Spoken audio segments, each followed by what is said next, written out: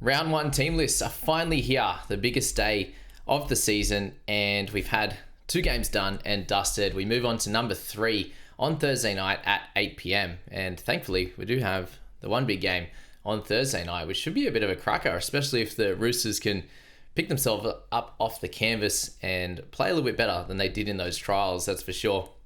They cut up against the Broncos, and then we have the 2 games on Friday night, and we're a little bit worried about that South and Dolphins game with the Cyclone Alfred coming through over this next few days. So hopefully everyone can stay safe and there's not going to be too much damage and everything going on. And I'm unsure if this game's going to go ahead at this point. So yeah, we'll have to find out more information over the next few days. But let's dive into these team lists, and I haven't seen these yet, so let's react accordingly. For the Roosters side of things, we do see Nawaqanitawaze and Rob Toya, along with obviously Teddy and our normal wingers in Tupou and Young. Sandon and Chad, very normal. We have Collins and Nafahu White. We have Crichton, Radley on the edges with Nat Butcher in the 13 and Siwa Wong onto the bench. So I think for those that were going to get, be falling into the Siwa Wong trap, that definitely does keep you away from that. Wow, what I do see on this bench though, and with this bench, is big minutes for guys like Nafahu White. So if you were interested in White, just from this standing out alone, I do think that we see some big minutes from guys like Nafahu, Lindsay Collins, and with Zach Docker-Clay moving into this interchange, kind of from the clouds on this one, I do probably expect that Watson comes out of 9 and Docker-Clay is going to head into that position there. Does that mean that Watson doesn't play 80? Look, with that bench, with Fogarty, with Steep, and with Wong not being big minute guys, I expect Nat Butcher to play some decent minutes there. And I also expect Connor Watson to get pretty close to that 80. And this might actually work out in his favour a little bit, Connor. I think there's a pretty high chance that he comes out and moves into that middle rotation when Zach Docker-Clay comes on, and he should play some 9. So if that's the case, I think it benefits Watson. But there's also a small chance that he does get, a 10-minute spell or something like that. So keep that in mind if you are on the Connor Watson train with that forward pack. And Victor, you'd imagine 80 minutes on the edge with Crichton now. And if Watson's going close to that 80 minutes, it is hard for me to see big minutes for anyone named Blake Steep or Celesi Fogarty or Fiketti. I'm not exactly sure how to say that properly. But for those two, probably around that 15 to 25 mark. Wong, you're sitting probably 30 to 40. Docker-Clay might be near the 20 mark. And you'll see a lot of this starting team play some big minutes. Yeah, Butcher, you're probably sitting around that 60 mark for him. And in 13, you imagine he'll get through plenty of work, but we have a lot of his better stats when he's on the edge. Moving to Sandon, I think in this one, if you haven't looped anyone yet, I think he's a really good looping candidate. Just because I know that he can go 30, 35, 40, that type of range. But we also haven't seen some really good signs out of him in the trials, unfortunately. And it's something that you probably want to see first round, especially against a team like the Broncos, who are looking fairly good at the moment coming out of that trial. For Nawaqanitawaze at 350k with the duel, I haven't seen the rest of the team list yet, but the way it's been going so far is we don't have too many guys in that cheaper 350 and down range in the wing fullbacks. And obviously the centre is a little bit of a busier position in terms of potential value. So for Mark, you're looking at a guy that you could slot into either position. In terms of reserves, we still don't see Billy Smith, which was probably expected to start. What about Makahesi Makatoa? I didn't know he was over at the Roosters as well. There you go. Ethan King, Palga doesn't make that side either, and Savala in the 18. So there's a few youngsters coming through in this Rooster side, and you look at that overall team, and it's still very, very strong with plenty of experience, filtering in some of the younger, less experienced guys as well. Rob Toya, just get him in your side. Whether he's in a starting 17 or not, that remains to be seen. For my team, personally, I'll see what the rest of these team lists throw up at us. And very similar to Sanders Smith, we aren't completely sure what we're going to get from Rob. We had a really good defensive game in the first one, and then it was a bit of a lesser game in the second one when Nawaqanitawaze came out and played a lot better. Crichton, really solid pick. Nafahu White, Connor Watson. Plenty of options for sure. And now looking at the Broncos side, Brendan Piakura. Ooh, he's on the bench. There you go. Josefsky does get the start, which was probably expected. The question's going to be now, how many minutes will it be for Jack Josefsky? Will it be 50 and 30 for Piakura?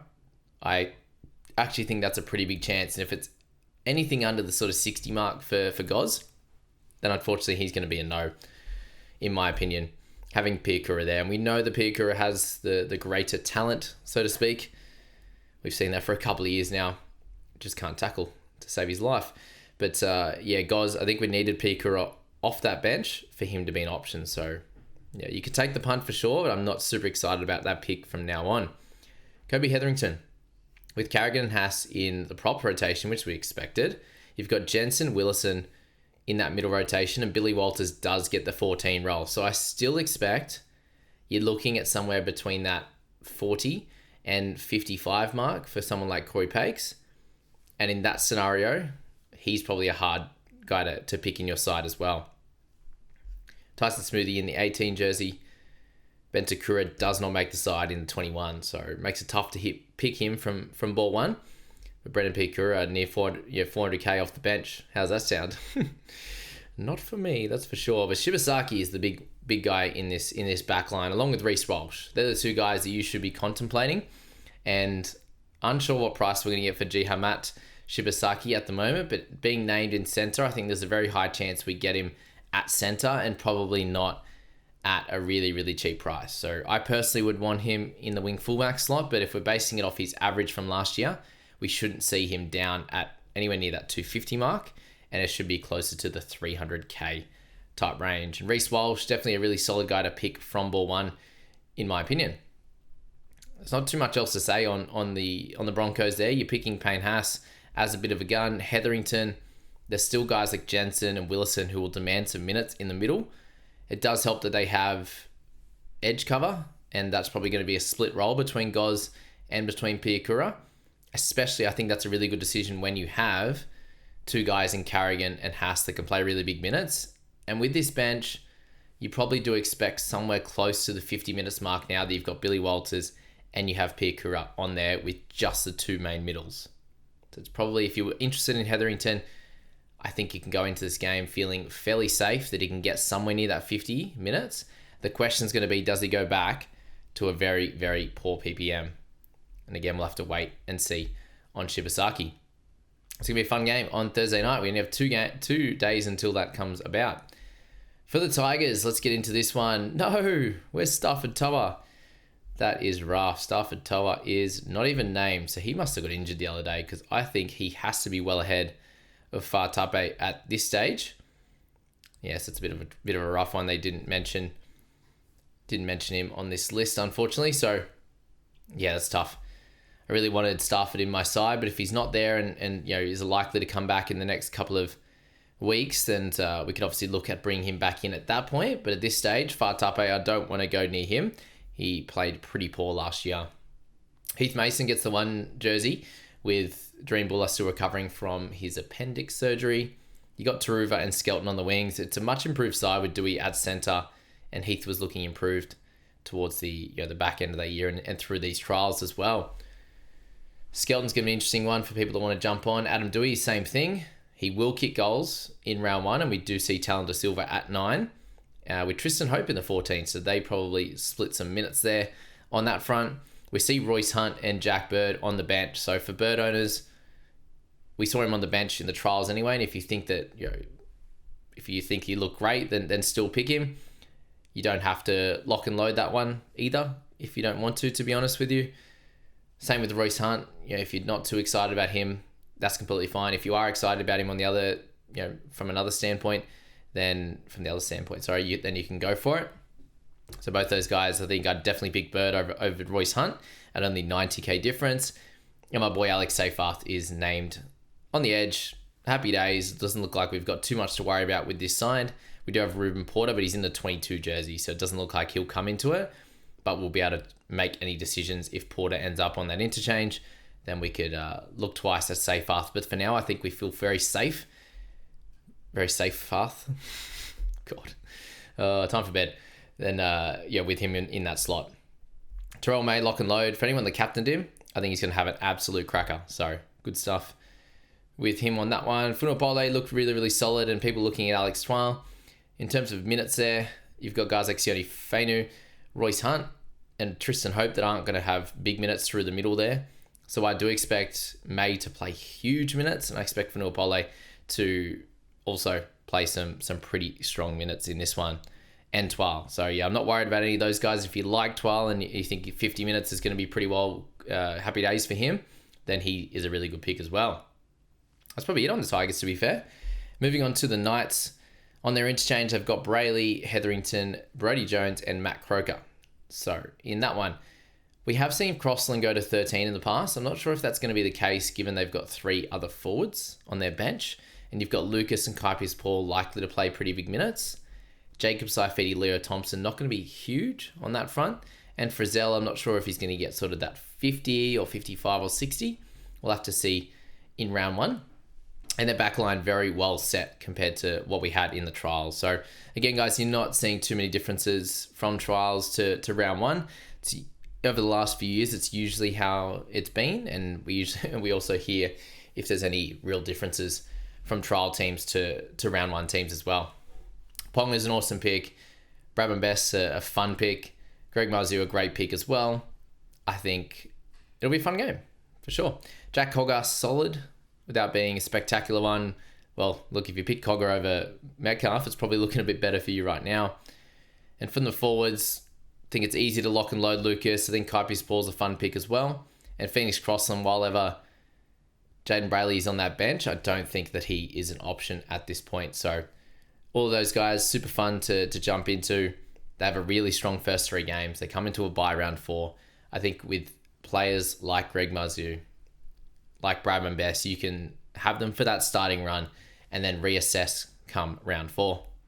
Guys like Lucas, you'd be preferring to hold them all year. Kaipis Ball, you'd be taking a flyer on him in that first few rounds, hoping for a really good first 3 game, first 3 clashes. We do see Adam Elliott in the 22, so I'm not sure where he's going to end up. He's probably going to be a bench middle, and he would take someone like Croker or Brodie Jones' spot, in my opinion. Obviously, Hetherington could be that guy as well. Will Price, Jackson Hastings, Thomas Cant on the bench as well, with Logan Aoki, Steve Aoki's brother. There you go. That's very strong reserves, to be fair, on that front. But there you go. All right, Dolphins and Rabbitohs. For the Finns, what do we see here? Nothing different in the back line. We do see Cody Nikorima back into 6, Averillo into the centres, along with Herbie Farnworth. So we're going to see Herbie and Asako on the one side, or is Averillo going to go back to that right-hand side where he's played plenty in the past? Saifidi looks like you can lock and load him. He's locked and loaded back into their side. On the bench, we see Lemuelu, Nichols, Stone, and Kurt Donahue, which leaves Tom Gilbert in the 13.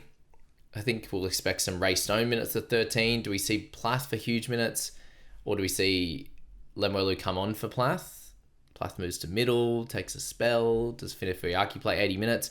I'm really worried about the makeup of the minutes for their back rowers in Finefuyaki and Max Plath, with Lemuelu sitting there as a guy that will definitely be coming on at some point on the edge. So however they move around, does that, if Plath moves to middle, does that mean Gilbert loses out a little bit? Do we see low minutes from Ray Stone? Lower minutes from Mark Nichols? Saifidi lower minutes? I don't know, he seems to be a 40 to 50 guy. Felice Kafusi, where's he going to sit in this one as well? So there are a few question marks for me with this, with these back rowers and in this situation with the Finn. So I think you can go for Finn. Just be aware that he could easily play 60 minutes and it might not be worth it in your side. He could play the 80 and have a good amount of value too. So hard to decide on that front. Rabbitohs. All right. Jai Gray, Campbell Graham and Whiten, along with Tass and Munro on the wings. So we do see Campbell Graham. How good is that? Very, very excited to see him out there. Yeah, it's going to be fun. It's been a long time. But all I'm excited to see is my boy Jamie. I'm so excited for that boy. I think he's going to score really, really well. So I'm really excited to see him out there. David Moale, I'm excited as well. Lockie Hubner gets the 13. So Kepi, Moale, Hubner are the starters right now, with Arrow sitting on that edge. And we do see Tallis Duncan move back to the bench. And a big welcome back to Tavita Totola. We see Silva Havili on the interchange as well, with Jaden Sullivan, the 14. So I think this looks really, really good for Pete Mamouzelos. How many minutes are we going to see someone like Pete Mamouzelos play? How are we going to get Jaden Sullivan on? Does Sullivan come on in the halves? And Jamie Humphries moves to 9, which I don't mind that either, if that's how it ends up. I think Jamie's a really good pick. I personally am probably going to take the plunge on him at this stage. I think he's going to score really well. He's a good tackler. He's a good runner of the footy. Has a bit of flair as well. And next to Cody Walker, who is now back and apparently wasn't running much last week. And now he's absolutely good to go. So good stuff for the Bunnies on that one. But are we going to end up seeing this game go ahead? Or are they going to move it? What's going to happen with this one? It's very, very interesting. Hopefully they do make a decision very quick and not wait until the last minute. But it's going to be something that we'll have to follow along with come Friday for sure. If this game isn't going to go ahead and they just postpone it, that's going to mean that we're going to have DNPs for this game. And thankfully it's round 1 and you'll have to move around. But just some more chaos to bring into your round 1. That's for sure. Yeah, Campbell Graham will be fun. Yeah, who do you want from that Dolphin side? Hey, it's just Gilbert. Really? I can't see you picking Plath, Gilbert and Finafayaki. Jerry Marshall-King, solid, but yeah, it's fine. On the Rabbitohs, I'm probably going to take a couple of them, hey. Love Davy this year, as I said, by breakout forward. Jairo on the edge, we know, can do really good work. Does Tallis Duncan come in and play 13? Does he play some edge? I think maybe Arrow either takes a bit of a spell, given it's he hasn't played any trials, or he does move to the middle a little bit in this one. And Silva Havili, welcome back to him. He could easily cover some 9 as well for Pete. And Sullivan is just going to come on through the middle, or he's just a wait and see. There's a few ways that they can do this one. And yeah, shout out to Tavita Totola for coming back after that really tough injury where he basically couldn't walk. So good to see back Tavita Totola. Jacob Host is on the reserve, so yeah, there's that as well. I suppose with Tallis now, we don't have to worry about him, like picking him from round 1 at 450k off the bench. It's going to be a no. Totola, I do expect some lower minutes. I don't think it affects him being back, affects guys like David Wiley too much, or Sean Kepi. And Hubner, how many minutes is he going to get? I have no idea. But if he gets 40 at 250k, it's going to be hard for him to not be in our sides. And let's hope that we get a game, that's for sure. Because, yeah, I could have a few Rabbitohs in my team at this point. All right. Yeah, not too much else to say. Yep, cool. Dragons and Bulldogs. All right, let's go to Bulldogs first. For their backline, it looks pretty well stock standard, which is good. Marcelo Montoya and Blake Wilson get the wings. Burton Sexton, King and Hughes. Kick out, Preston, Satili and Salmon on the bench. They're trying to get us to worry a little bit about old Presto and his minutes, hey?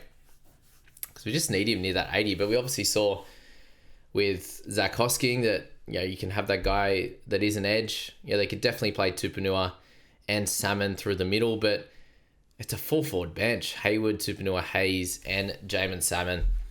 One of those edges is not going to play 80, and all the mail has been that it's going to be Preston that doesn't play 80. So I'm a little bit worried about that for sure as a potential pick in my side. Jacob Preston, I think he's an absolute jet. He's definitely in my Supercoach team. He's very high chance of being in my NRL Fantasy team come this game. But I'm definitely a little bit worried about it. That's for sure. So 4 forward bench. It's so rough. Who else did they put there though? Hey, Blake Taft, they could put at the 14, but yeah, everyone else basically that's had some type of experience in first grade is a middle or forward. So yeah, two guys that could potentially play on the edge. That's scary. Or is it finally the kick out at the Dogs does become a lesser minute forward? And we do have Josh Curran out too. So I wonder who would go out of this side for Josh Curran. Would it be Harry Hayes or potentially Jamin Salmon? Lots to think about on that one. We've obviously got to think about trying to get Horse next week as well. So, creating some cash around that. Oh no, Sione Finau is not in the side. Wow. Is he just Wow, maybe it's just a 1 weeker and he's injured. Tom Eisenhuth doesn't make the side. Okay. Sloane's on the reserve. Same with Pacifica Tonga. Do they say anything about Finau? Finau there? No. Tuipulotu's recovered. Good to see Jacob Little back. Yeah, tough one. Tough one on that. So Sione is not there. I have to change my Supercoach team. Matt Fago. Sully, Holmes. So whoever's going to be on the left, which is probably Tuipulotu, I think he has a really, really good season. Flanagan and Ilias, yeah, not too much love there. In terms of their forward pack, if you were keen on Toby Couchman, he still maintains that role. And they've got Hamish Stewart, Ryan Couchman, and Raymond Faitala-Mariner on the bench. And I do think that Ryan Couchman is going to make some money. He could be a pretty sneaky person to have on your benches in Supercoach, but it's going to be hard to take him at his awkward price in fantasy. But Tom Eisenhuth in the 22, so does he come back into that side? And it's probably a yes. And for Hamish Stewart, and if that's the case, minutes probably are a little bit less for some of these forwards for sure. Because I do expect Cook to come and play some middle, Little to come on in that scenario. And how do you get massive minutes out of Couchman and Gula? Because both those guys are of interest for plenty of people. Just where's the minutes? Like, where's the 40 odd for Gula? Where's the 40 odd to 50 for Couchman? That they both need to have a decent amount of value. That's the tough one there for sure. So Dragons, Sione Finau. Gonna have to change that one. There you go. Really should have taken Tamale and Supercoach in the end. I was like, oh, just wait, it'll be fine. We've got plenty of cheapies. Apparently not. Seagulls up against my Cows. All right, let's go to Cowboys first. We have Braden Burns and Murray Talangi on the wings. We have Jackson Purdue and Va'alea in the centres. So welcome to the club, Jackson Purdue. Tom Duffy in at 7. What have we got in our reserves? We have Jake Clifford in 19. Jackson Paulo in 21. Jason Taumalolo in 22. On our bench, we have Lawton, Edwards, Neem, and Hess. So that makes forward play pretty tough. McLean, I don't expect big minutes out of him. Do they have an edge? Edwards, Neem, Hess. Hess could play some edge, but he's been primarily a middle forward for a while now. I can't see the big minutes for Neem. McIntyre's probably near 50. Bateman, big minutes in this pack. Jeremiah, Nanai, same deal. Cotter, probably similar to his normal sort of 60 or close to it. But yeah, Duffy, Jackson Purdue, both very, very fun picks in this one, along with Drinkwater. I think that it's going to be a closer game in this one than some may think. That's for sure. There you go. Not too much else to say on the Cows. I think those guys are easier to take. Bateman, expect big minutes. How's he going to score? I'm not sure. He wasn't super great in the trials, but he definitely has the pedigree. For Manly, first thing I saw here was Jazz Savunga at 9, which is exactly what I expected. Once we saw how they lined up in the trial, Simpkin did come off the bench and Jazz started in 9. He's going to take the sting out of it, and then Simpkin can come on with a little bit more creativity like he did in that trial as well. So Jazz, I think he's going to be a pretty solid pick early on. I think I'm personally expecting somewhere near the 50-minute mark for him, 20 at hooker and 30 in the middle. And in that scenario, I think that he's somewhere in the 40s, to be fair. If he can get a heap of tackles early and then he can start running the footy later on, I definitely think he can get in the 40s and we'll have some cash to make. But then when they do get Croker back, does he just move to like a 40-minute middle where he can still get high 30s? It's just how this is going to look is the big question. They do have Paseka back, which is good to see, just to show how this forward pack is going to look. Josh Alloy doesn't make the side at this point. You got Corey Waddell, who can cover some edge for Ben Trebojevic, so that's a little bit of a worry from him. You need him in a 70-plus minute range, which you probably don't get. And then Sipley and Bullymore will be through the middle. Jakey Turbo. A lot of people hate when I say Jakey Turbo, but they're all turbos, except not as fast. There was a little bit of NOS versus tons of NOS, basically. Takiaho gets the start. I think he's getting some decent minutes as well, and I'm expecting a little bit under what his PPM was in the past, but not a heap, and I think that he goes up a bit in value too, but it's going to be hard to pick him when there's so many other potential options out there. around that price point, especially when guys like Piakura are there. You know, they're must-haves, obviously. In the back line, I hope people can get my sarcasm sometimes. Ruben Garrick, he's still a really, really solid pick. Do you go up to Ponga and Walsh and these types of guys, Drinkwater, or do you go to him, or do you go down to Brimson's, Marzu's, Nwangani Tuaze, these types of players? Big question marks around those potential picks. Tommy Turbo, an exciting one as well at wing fullback if you wanted to go for him.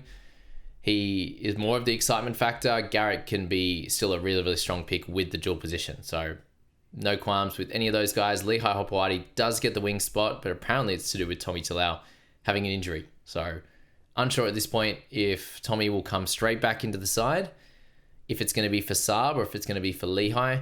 But at this point, they're too expensive to jump on. DCE, how's he going to go to start the year? And Olakuatu, a really fun pick as well as a starter in your teams this year. All right, Storm and Eels. This is the last one, isn't it? Oh, that's a bit sad. It was a pretty quick TLT. And the only big carnage right now is my boy Stafford Toa. That's so rough.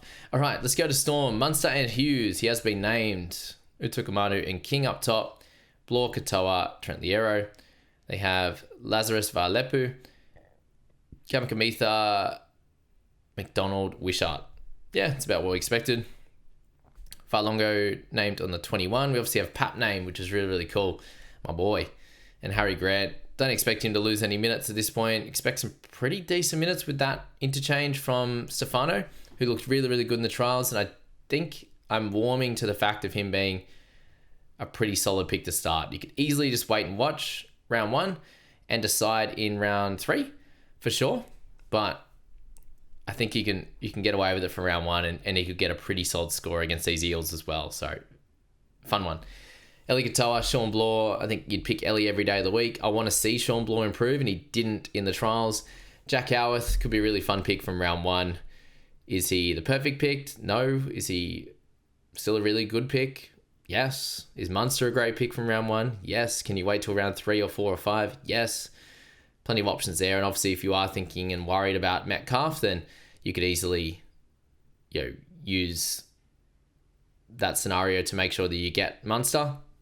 And then if you are moving on from Metcalf, you have another half there ready to go. That's definitely something to think of with that one. And Pap, I don't know if anyone would be going for him with the injury that he's carrying right now. Mitch Moses. Oh, sorry. I'm looking at the other page. Where's Moses? What's the story? Is his foot still no good? Yeah. There you go. Riley Smith makes his NRL debut off the bench. Ooh, here we go. Riley Smith, Matt Dury, Ryan Madison, Charlie Geimer. That means we do not see Bryce Cartwright anywhere. Okay, Joey Lustig has been officially surpassed by Riley Smith. And how long is it going to be until Riley Smith ends up in the starting jersey? Can you start with him? I think so. He's got to come in at 2:30, right? I think there's definitely a world where you can start with him. It looks like they're both doing reps at start. The question is, how many minutes is Riley going to get straight up? And do you want to just save that trade? Because I personally predict that Riley Smith will take over from Brendan Hands at some point through this year. But when is it going to be? If you look at the Starling and Owen Paddy one, Paddy is a little bit younger, I believe. I think Riley's a year or two older. Might be. I'm not sure. I'll have to check that. Look that up. You guys can tell me in the comments anyway. Maybe one of you guys, private group that I'm streaming to. If you do want to join into the private group, guys, all the info is in the description. I've dropped the prices to show that we missed out on the head-to-head part of it. But we have knockout starting in round 2. We've got the best scorers from the first 5 rounds. So make sure you're in before Thursday to get my team and all my changes, help from everyone in there as well. And please do subscribe and follow along. It's such a massive help, and I really appreciate everything you guys do in watching this and all the way through to this point at the end of the video as well. Riley, I do expect him to take over from Brendan Hands at some point. Jack Williams named on the edge. So with Katoga being named there to kick things off earlier on in this this preseason, he's not there anymore. And it looks like there's an injury surrounding that. You got guys like Dury, who I expect to go out to that edge, and guys like Geimer and Madison to play through the middle, and Riley Smith just to switch those minutes, that 80 minutes, complete those 80 minutes with Brendan Hands. Kelma, still a really solid pick, guys, at a tick over. Yeah, Heath just mentioned Riley is a year older. Yeah, there you go. That was a year or two. Close enough. Thank you, Heath. Williams at edge, interesting. He says, yeah, I think so for sure. It only is likely to be for a little bit, and we probably prefer Williams in the middle. And the big thing we're looking at with Kelma was the fact that he's going to be playing with Moses. So that's a little bit of a worry early doors. I still think he's going to make money this year, but is it going to be straight away or is it going to be a little bit later? Jermaine Hopgood, a really awesome pick in my opinion to kick things off. You've got Offengawe and Paulo there in the middle forwards. And now that Jack Williams is playing on the edge to start, I see Hopgood just having tremendous minutes, hey? Am I going to take him? It's going to be hard not to, that's for sure, in this side. And moving to the backs, as I said, with Volkman there at 7, I do expect Dylan Brown to be a pretty solid pick from ball 1. If Moses isn't there, he should have a good go of it. In their backs, it's Yongi at 1. We see Sean Russell in at 2, along with Jake Tungo, and then Penasini and Lomax. Is that because who we got? Bailey Simonson, who's out at the moment. Who am I missing? Probably on that wing. Yeah, I didn't think we were going to see Russell and Jake Tungo, but they're both there to start. I do expect Storm to win this one. The way things are lining up without Moses, that makes it very, very tough. And if you're interested in Harry Grant, go for it. If you're interested in Munster, 100% go for it. With Hughes there, it does give them an option just to keep going to Hughes like they did last year and Katoa on that side. But I do think Munster plays a bigger role and he has plenty of value. I'm a little bit worried about Lomax if you're interested in taking him from the start without his counterpart Moses in that team. But I think the winners of this team list are Jermaine Hopgood for the Eels. Obviously Volkman to get another game, but Hopgood and Riley Smith, definitely. So I'm interested to see what price he comes in at Riley. I think he's a pretty fun pick to go for, just expecting him to come out and take some minutes and do some good work because his PPM looks electric and I think he finds some minutes in this team somehow. So yeah, do you take it from round 1 or do you just wait and see what happens in the first bunch of weeks? There you go, guys. That's TLT for round 1 in the books. And so we're all going to get in there and make changes to our side and get it all set for round 1. But again, what I'll say for advice is just to stay flexible, have plans, potential plans set in place for next week, leave some cash in the bank if you're somehow able to do that. That will be very, very helpful in my opinion. Have guys that you feel really, really comfortable in round 1. Have your round 1 player checklist. I've got it on my wall here. Have your weekly trading checklist as well and what you're looking for as a guy to bring in and obviously guys to go out as well. And yeah, I hope this is pretty helpful for you. I hope it didn't blow up your team too much. As one of the guys in here said that, I've blown up his team. Sorry for that. I think it was Jared that said that just before. Yeah, Jared said, thanks for blowing up my team. You're welcome, Mr. Jared.